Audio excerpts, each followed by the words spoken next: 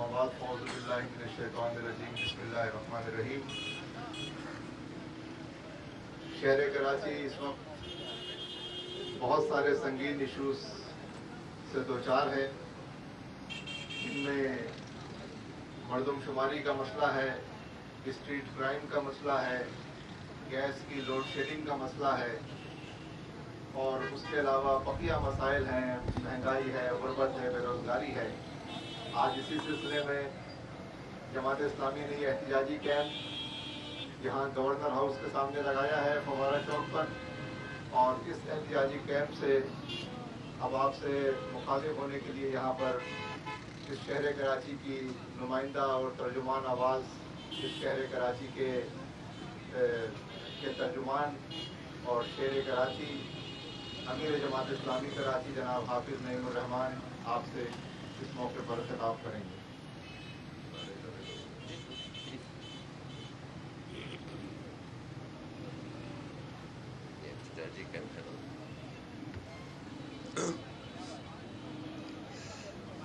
الحمدللہ رب العالمین والصلاة والسلام علی رسولہ الکریم وعلی آلہ واصحابہ اجمعین۔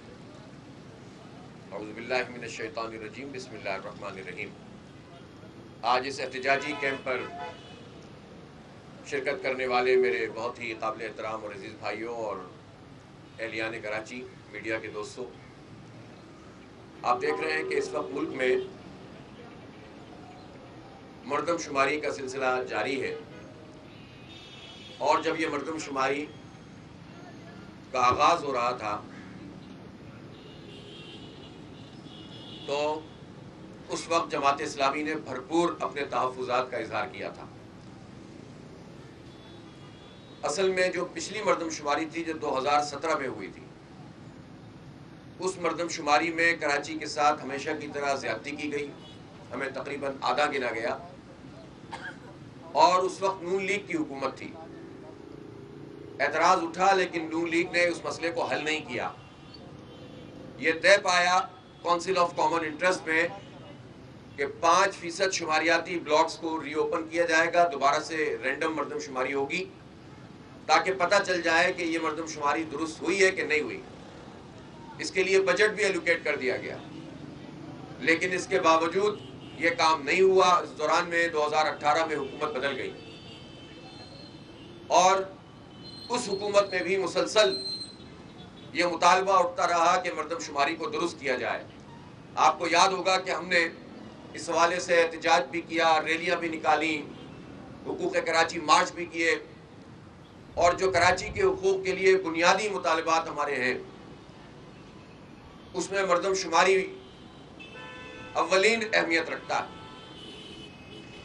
لیکن بجائے اس کے کہ اس مردم شماری کو ریڈو کیا جاتا، دوبارہ سے کیا جاتا، یہ فیصلہ پچھلی حکومت نے کیا کہ پچھلی مردم شماری کو 2017 والی جعلی مردم شماری کو ہم قانونی حیثیت دے دیں، پہلے اس کو نوٹیفائی کر دیں، پھر نئی مردم شماری کرائیں گے۔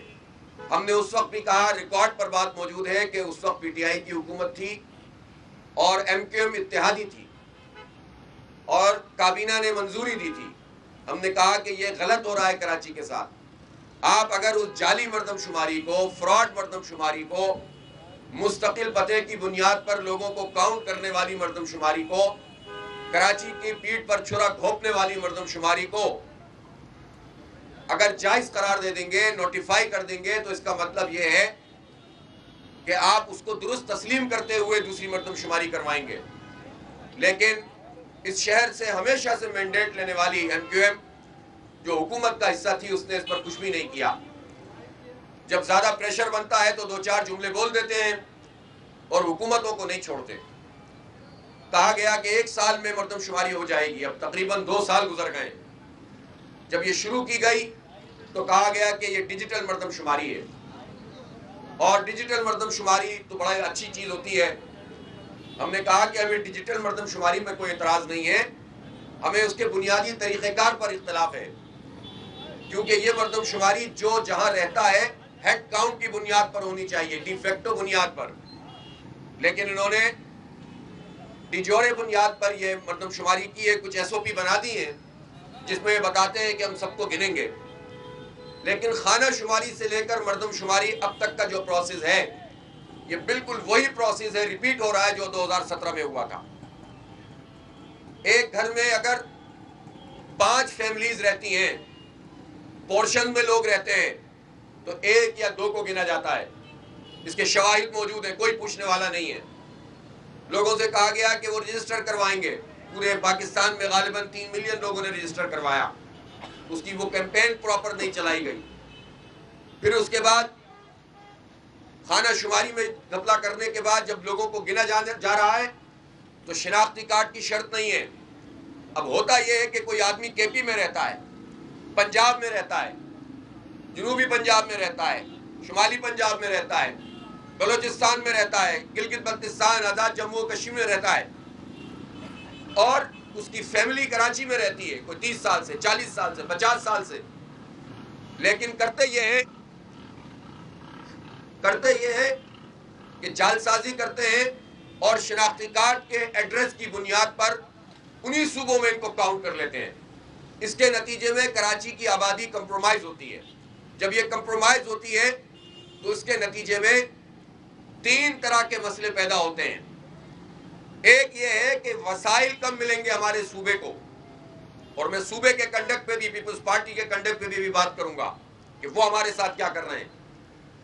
تو وسائل کم ملتے ہیں اس لیے کہ NFC ایوارڈ میں آپ صوبوں کو وسائل تقسیم کرتے ہیں، تو جس صوبے کی پہلے ہی 40-50 لاکھ آبادی جو موجود نہیں ہے وہاں دے دی جائے گی تو ظاہر ہے تناسب بگڑ جائے گا، اور سندھ بھر کے عوام، بالخصوص کراچی شہر، حیدرآباد کے عوام، ان کو وہ وسائل نہیں ملیں گے۔